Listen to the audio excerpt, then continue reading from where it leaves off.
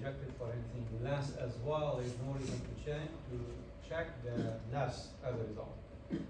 More specifically, we tested known at the limit at the equal sign. The unequal sign is never tested as a result. It's redundant, right? You cannot write it. Cannot write it. So that is three type of test: upper tail, lower tail, two-sided. The null is always equal. So we reject the null. We accept the alternative. We include the alternative. We don't reject the null. We don't include the alternative. Fine. The evidence is our sample, that's the sample size. Now, assuming this is known, we can assume the null is correct, set our test statistic, which would be left, because sigma is known. If sigma is not known, that becomes the next step, which is use a different test statistics, which will be lecture number 2, but lecture number 1 assume this is known. Since this is known, in step number 2, to perform the test, we found the step, which was check the evidence, standardized by the null. That will give you standardized version of your evidence. That is that step. So you start the hypothesis, that's always step number 1. You find your test statistics. Assuming you're testing the mean, sigma is known, that's that statistics. And then comes to actually doing the test. You can do it using 2 methods: rejection method or p-value method. So 2 ways to do it.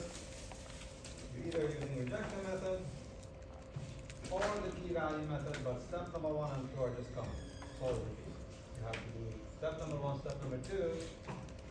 But in step number 3, you can do it 2 ways. Step number 3 is basically perform the test.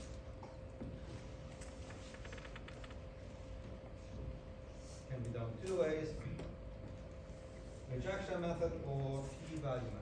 If you do a rejection method, you need alpha. We called it maximum probability of type 1/3.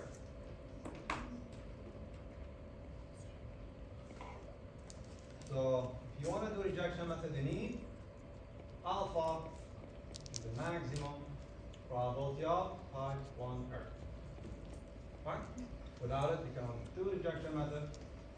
But if you don't have the alpha, you can still do p-value. Right? If you want to do rejection method, go to the table, find Z of alpha for one-sided test. 1, 2. Find Z of alpha over 2 for a two-sided test. Alright? So depending whether you do one-sided or two-sided. One-sided is you don't split the alpha, two-sided you will split the alpha. Alright? This is 1, that is 2, that is 3. So whether you split the alpha or not depends on whether you're doing one-sided test or two-sided test. Alright? Then when you find that stat, take the absolute value. Alright? Compare it with this or this, depending on whether you have one-sided or two-sided test. Alright? More, reject. Less, you don't see, I took the absolute value and cut the sum out of it, right? That's easier. Technically, lower tail test, lower you reject, upper tail test, more you reject. But if you take the absolute value, it will become always more you reject. Right? Ignore the sign. Cancel out the sign. That is what we call rejection method. In a p-value method, when you get that stat, when you get the z stat, take the absolute value. Right? Find a probability that z is more than that. test to try to find the probability of more. Alright? Make sense? Which technically will be 0.5 number minus number you get from the table. Gets us that? Go table, see what you get from it. Ignore the sign. Right? Find the probability of more. For probability of more, it's always 0.5 minus what you get from the table. Right? If you have a one-sided test, that's a p-value. One-sided test, 1 or 2, that's a p-value. Two-sided test, double it to get the p-value. So depending on whether you have one-sided test or two-sided test, when you get this probability, you double it. For the two-sided test, for the one-sided test, you don't. Alright, that's a p-value. For one-sided test, double it to get it for two-sided test. Alright? Okay. That's what we did last session. We call the p-value probability of power error.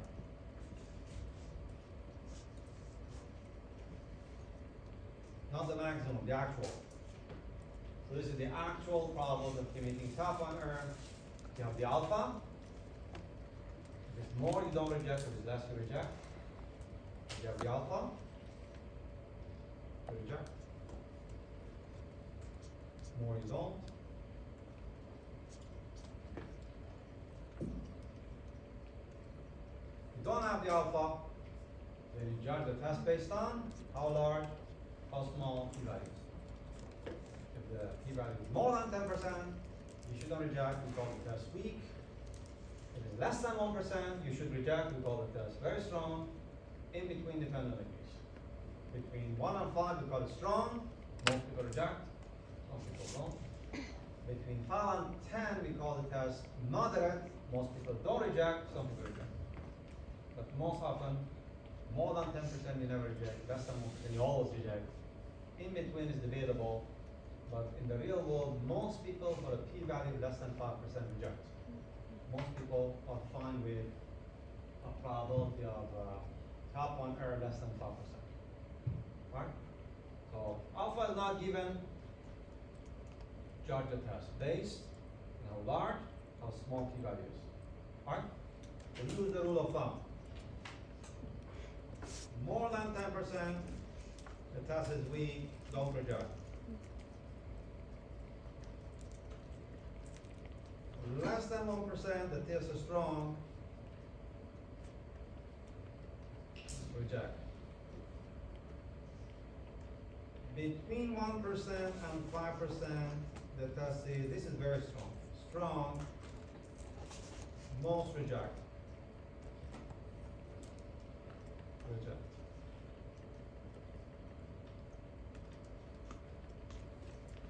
That is between 1 and 5%. 1% to 5%. Between 5% to 10%, the test is moderate. Most don't reject. That is the process.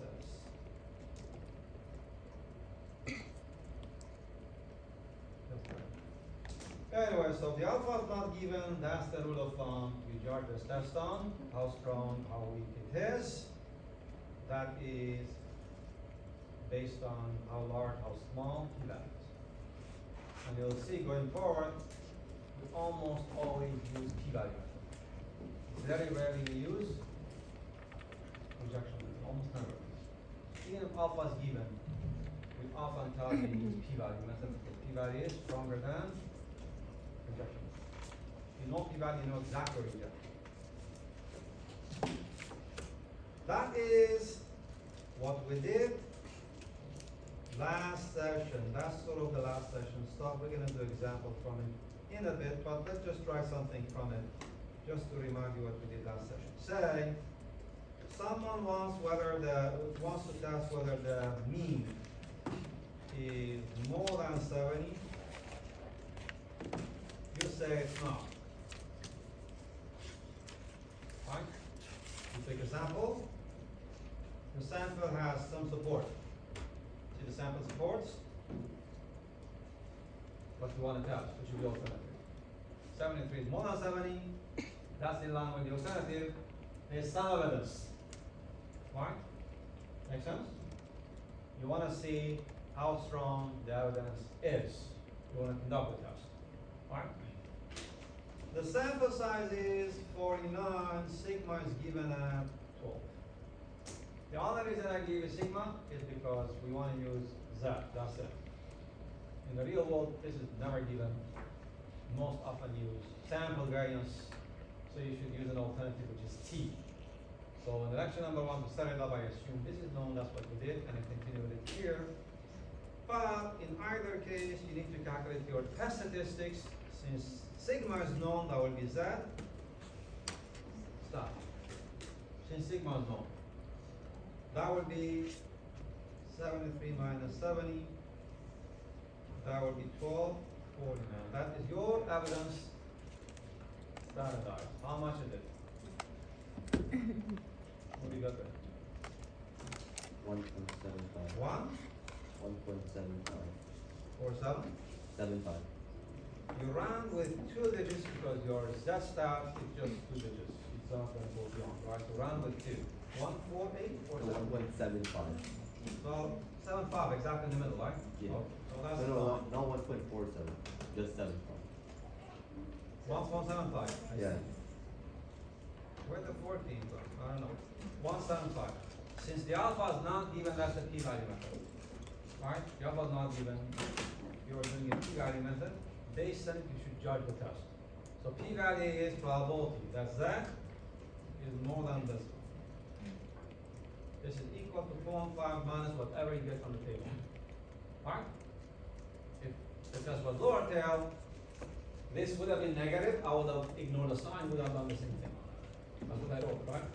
Take the absolute value, found the probability of 1. In upper tail test, it's the same. In the lower tail test, you ignore the sign. But to find the probability of more, you always start back from 0.5, whatever the table is. To check this one, on the normal table, 1.75. What do you get? 4599, right? 4599. That is 4599. That is 5.01%. That is probability of committing. Top point error, that is your p-value. Right? That is it. This test has sort of strong evidence, not very strong, just a 5%, right? 4.01. 4 point, that's better. 4 point? Yes, 4.01. This test has strong evidence in support of the alternative, although not very strong, but strong enough.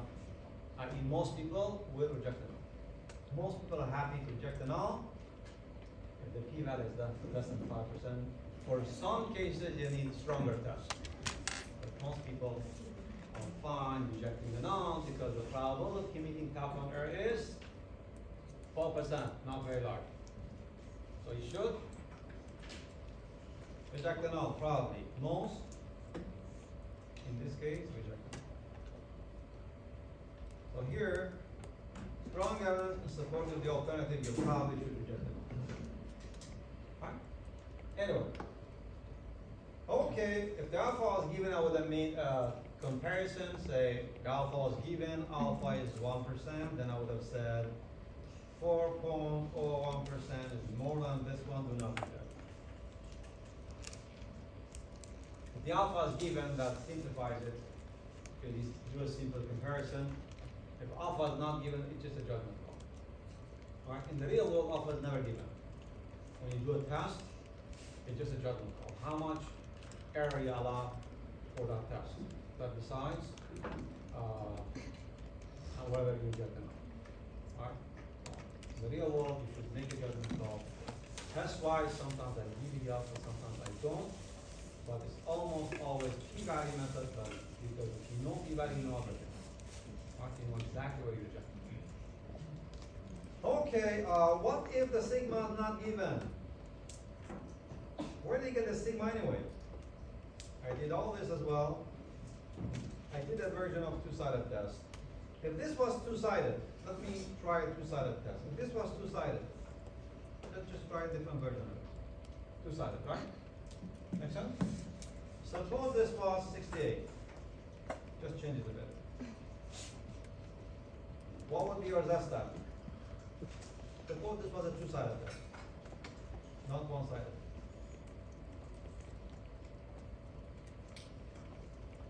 What would be your z-stat? That is 68. What's the z-stat?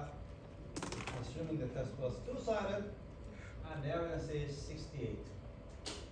What do you get for z-stat? It's a negative number. How much is it? Minus 1 point? Minus 1 point?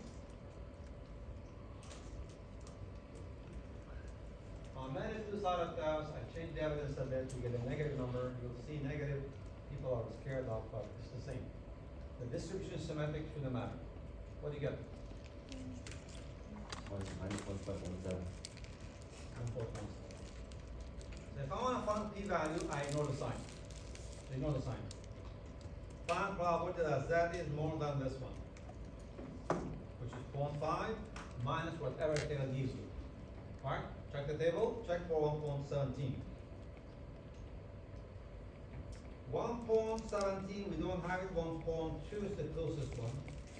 3, 4, 6, 1. Alright? Go to the closest one. 1.17 is like 1.2. 3, 4, 6, 1. Right? 3, 4, 6, 1. Is that the p-value? Is that the p-value? The test is two-sided. To get the p-value, I should double it. Right? That is your p-value. Actually, double it. Can we get 1.17 from the table? We can't get 1.17 from the table. Do we have it? Where is it? Oh, we have it. 1.17. Yes. 3790. 3790.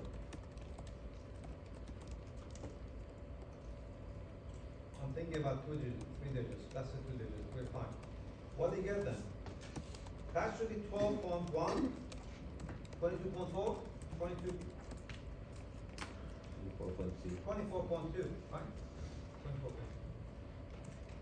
This test is weak. You should not reject the null. Probability of top one error is very large. Right? Makes sense. So p-value is always 0.5 minus whatever the test statistic is. Ignoring the sign, double it if it's two-sided and keep it as one-sided. Right? It's always this. That's what I wrote. Take the absolute value. Check the table, subtract from 0.5. Double it if it's two-sided, keep it as one-sided. That gives you the actual probability of distributing. Type 1 error. Alright? Which is a p-value. Okay. What if sigma is not given? What if you don't have this one? If you don't have this one, you should use what you have, this one. Then you cannot use z-stat, you should use t-stat, everything else follows. The whole thing we talked about before, still applicable, but you should use t-table, not z-table, regardless of the sample size. Sample size is irrelevant. If you don't have sigma, you use t. It doesn't matter what the sample size is. Alright? If you have sigma, you always use t, z. If you don't have it, you use t. What if you have both of them?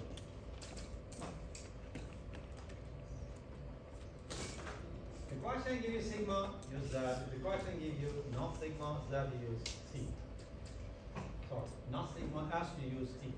What if you have both of them? Which one should you use? Z. C? Z. Z. Obviously, if you have the population information, you should use it. That's Z. T is inferior to Z. You use it because you don't have sigma. That's what it is. If you have sigma, it's always Z. Regardless of whether you have S or not. If you don't have sigma, then the alternative should be use inferior information with a sample version of it. That's S. That will force you to use inferior distribution, which is T. You will see in a bit. T is more dispersed than Z. Gives you less precise information. You use it because you cannot use Z. That is when sigma is not known. So if sigma is known, you should always use that regardless whether you have S or not. If sigma is not known, the only thing you can do is use S. Mr. Student discovered that this becomes what we call a new distribution that's called T distribution. Alright? That Mr. Student wrote a paper in one of the journals called the Table Student T Table. Alright? Anyone knows the name of that student? What was the name of the inventor of T distribution? He was a very well-known economist, right? Mr. Gosset, I think. Yeah, very well-known economist at that time, so statistician. He was an economist, statistician. Very well-known, he wasn't a student at all, but he was contracted by a mining company. He could not reveal his name. He could not sign his name. So he basically wrote student. But he was well-known there, right? He came up with a class of distributions, he called them T. These class of distributions look very much like Z, are asymmetric. Right? Standardized version of it centered around 0. It's centered around the mean. But we standardize it, standardized T is centered around Z, 0 very much like standardized Z is centered around 0. It's symmetric. What's the difference between that and Z? It looks very much like Z standardized.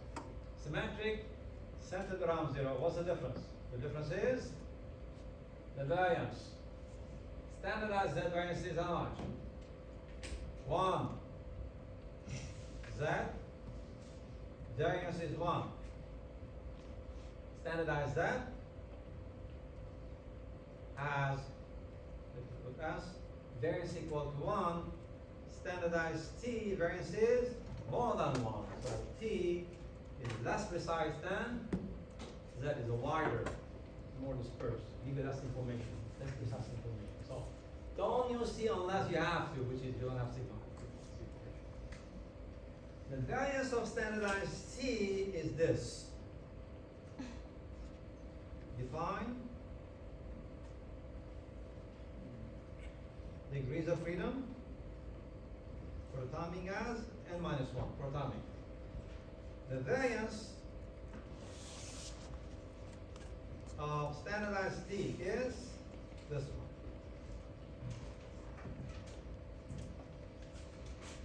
That is always more than 1. This is always more than 1. Right? So you get very close to 1 if n is very, very large. So technically, T converges to Z. The sample size is very large. How large it is depends on degrees of freedom too. But the larger this is, keep in degrees of freedom, the smaller this gets, it gets very close to 1. Never gets exactly 1. It gets close to 1. So technically T is not one distribution. It's infinite distribution. Each degrees of freedom give you a different variance, give you a different shape for that distribution. Alright? That makes it hard to work with table-wise. If Z was one distribution, we calculate the whole thing. T becomes infinite distribution. How can you tabulate infinite tables? Impossible, right? So they came up with a summary of all those tables. They called it T table, which is what you see here. Every row is actually one table. Every row is one sample size. Sorry, 1 degree of freedom. They give you a summary of one table. We only care about important probabilities like 1, 5, 10, 15, 10, and so we tabulate only those probabilities. Right? If you check this row, that's when degrees of freedom becomes infinite. Z and T converge. They're the same. You go to a normal table, check for 10%, you get 1.28.